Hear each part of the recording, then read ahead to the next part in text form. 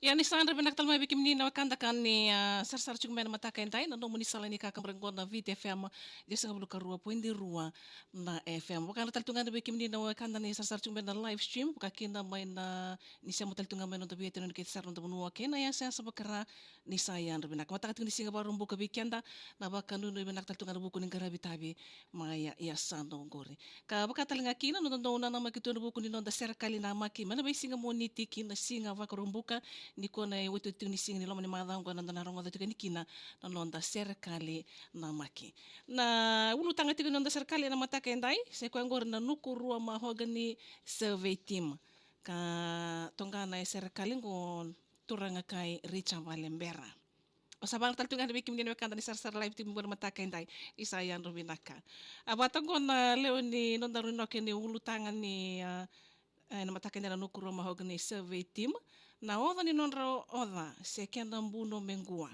ni una serta kira na keni suai ni kwa ki bunga le te lebu menda sana moa e na weka ula rokan ngori e nukurua ki buni sa lebu saka buana turanga na buni walu kani ndau kalwa de ngana kau e abangu kau na mahogany e kena salu ki leika sautukina e mai matamatango kena wanga nduindui ni dhaka e rui maleka. E ndua sakangoka au sa toka tu meu sereka. Rono ndolu kawalu e tau ia bukina na sautu e dhambeta. Isa una numira kena isuai we rair sa lenga. Na mata tiki tengoka e mai teki bukoso. Nira sa vitika oti nondangase na kena wakolo. Dhangi mbulumbulu au tandrava ka kere loko. No kurua kona numitunga e beisinga tau dhoko. E besu ya londina na mata dhaka ngoka ni dhangi ndonu tuna soko kamarabu na kena tomba. E bailo mani na dhaka bata e kena sui tutoka. Gai yango vinaka ka isa sambai tu ni oda. Na mbula na mangiti e kengo i kana na ura na ubi na nduna kena waka. Lai tabuto nogu mamau i o samaka ni soba engele na mangiti e tombu ni karamada. Wasa ni beito butaki e viva kandukai. Ni indolele suke ni sauna soro e warai. Au numira o nungu kambani ngoa endai mbula wai sake ke apinisa mai naluai. E wasoti na ndendre ka isaluaki ni wengarabi. Na dhambe ki na siro na wuku ngani tabi. Ta koso e wai na nraki katakata eso tabi. Ba udhabutu o ira na sotia ni Ingilandi. Biutumai na wubale e na itabi mbimbi ngoka. Na wula tolu e bekau ke tunda wasota. Isa nongu Jerusalemi kena i dola. Rangone ndolo sea baka sosoko na yangona. Meo dhabuti ke tau na kena mata dhaka.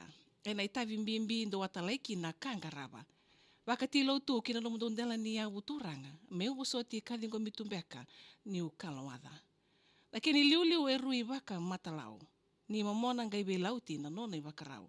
Saolo mai wei nunu wei nongu turanga tau e dhabutu maimbua Josefa ngai kau. Vero nongu i buke menda sana ngai ki tambewa rambi o atera au na numa mai. O tailebu no lenga tik bat wari nai ki waturua na kelo o ino kero alai. Na kena mata timi me una waka dhabuta ki mbudha mai na tewa o nabitalai na mbudha. Winaka na yalungu kasenga ni mbausuka, Isaac Ringamoto, itu mutua mai rutuma. O petai mai te lebu e rara lebu, sandolei na ingu e na winaka waka lebu. Wanongoi na wanonga e wara na railesu, joeli e ra uranga ui na bi ilebu. O sabo mai yalumbi waya e asawa.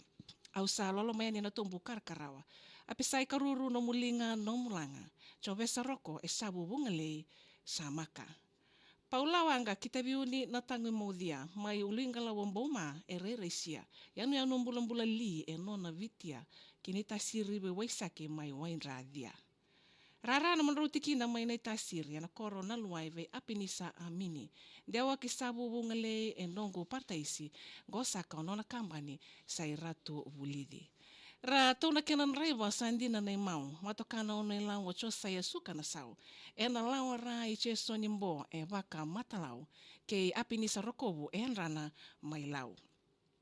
Waka mundo atu kina bali bola kina tamban ningele melele na iloloma. Nindo witalai mai e na itavi mbimbi ngoka, me dhangi ndonu tu na soko e na kiana tomba. Kere meu sadaba ni mode kedibiti, na loloma levu e sabutu yani kadiri. Meu busoti ke ukalawa isa isiri.